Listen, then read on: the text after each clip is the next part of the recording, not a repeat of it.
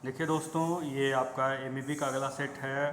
सबसे पहला इसमें क्वेश्चन है, चॉपर का मुख्य कार्य क्या है। तो चॉपर सर्किट बहुत ही इम्पोर्टेंट होती है। ये केवल डीसी पे ही काम करती है। जैसे मान लीजिए कि अगर ई रिक्शा की बात करें तो उसके लिए मोटर के लिए सप्लाई कितनी चाहिए, 48 वोल्ट। लेकिन जो लाइट उसमें जलते हैं उसके लिए कितना वोल्ट चाहिए, उसके लिए चाहिए 12 वोल्ट। तो 48 वोल्ट को 12 वोल्ट में करने के लिए कोई ना कोई डिवाइस चाहिए कि नहीं चाहिए, वही होता है चॉपर। चॉपर क्या करता है, ये हाई वोल्टेज को लो वोल्टेज में भी कर सकता है, लो वोल्टेज को हाई वोल्टेज में भी कर सकता है, यानी कि दोनों काम कर सकता है। इसीलिए ऑप्शन डी इसमें क्या होगा, सही होगा दोस्तों। ये ऑप्शन डी सही होगा। This is very important for you, so take a screenshot and save in your memory.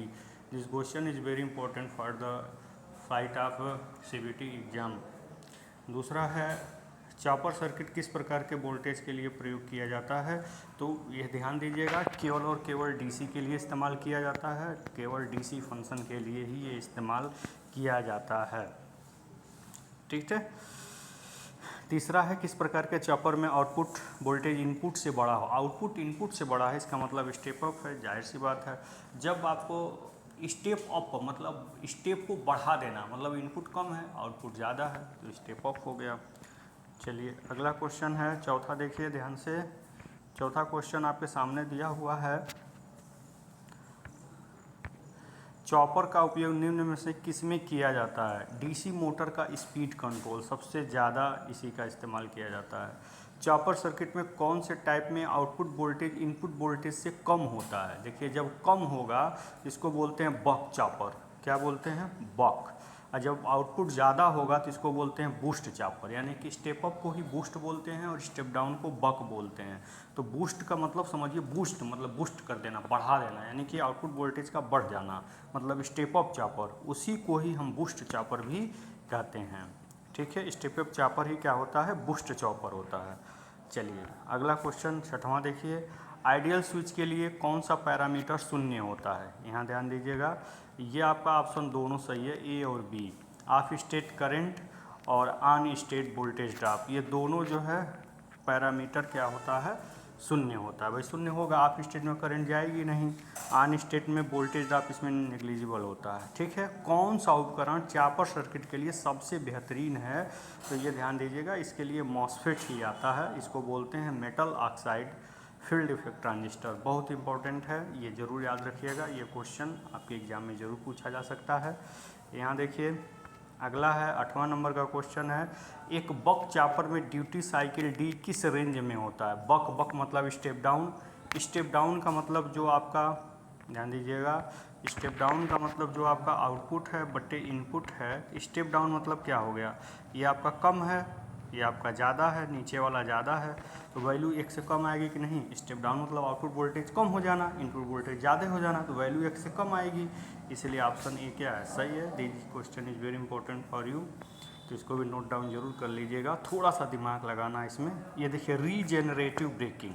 Regenerative braking का मतलब होता है ऐसा ब्रेकिंग जिसमें बैटरी जो है क्या हो जाए, सेल्फ चार्ज भी हो जाए, ऐसे ब्रेकिंग को बोलते हैं रीजेनरेटिव ब्रेकिंग। जैसे हम गाड़ी जब चलाते हैं तो क्या करते हैं, हमको जब रोकना होता है तो हम सप्लाई डिस्कनेक्ट कर देते हैं, लेकिन फिर भी चूँकि आपका जो मोटर है वो ड्यू टू इनर्शिया, जड़त्व के कारण चलती रहती है। जब बिना सप्लाई के चलेगी क्या मोटर, तो वो जनरेटर बन जाएगी, सिंपल सी बात है। और जब जनरेटर बनेगी तो इलेक्ट्रिसिटी देने का काम करेगी। वो इलेक्ट्रिसिटी से हम क्या करते हैं, बैटरी को चार्ज कर देते हैं। अरे भैया एक चीज़ बताओ, आप जब डीजल इंजन चलता है तो जनरेटर कनेक्ट होता है, तो जनरेटर क्या करता है, सप्लाई देता है। यानी कि कोई अगर घुमाने वाली चीज़ है तो जनरेटर क्या, मोटर क्या बन जाती है, जनरेटर बन जाती है।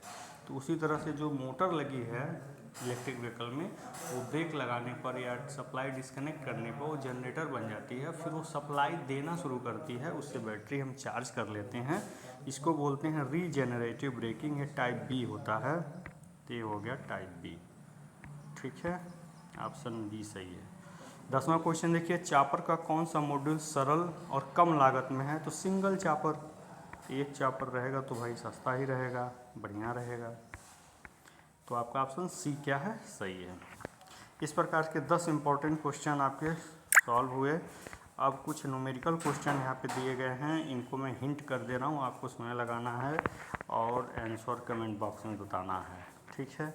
चलिए ये देखिए, स्टेप डाउन कह दे तो सीधा आपको समझना है D इंटू वी एन, ये फार्मूला होता है, यानी कि इनपुट वोल्टेज में ड्यूटी साइकिल का सीधे मल्टीप्लाई कर देंगे तो आउटपुट वोल्टेज मिल जाएगा। ये किसके लिए है?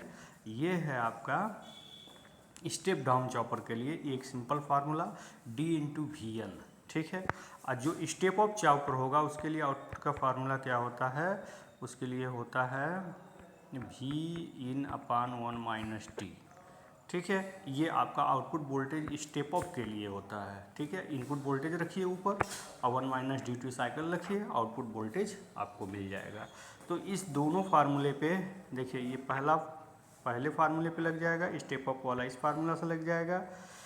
इसमें आउटपुट वोल्टेज केवल पूछ रहा है, ड्यूटी साइकिल दिया हुआ है, तो duty cycle D is equal to होता है V output upon V in, इसी को बोलते हैं ड्यूटी साइकिल।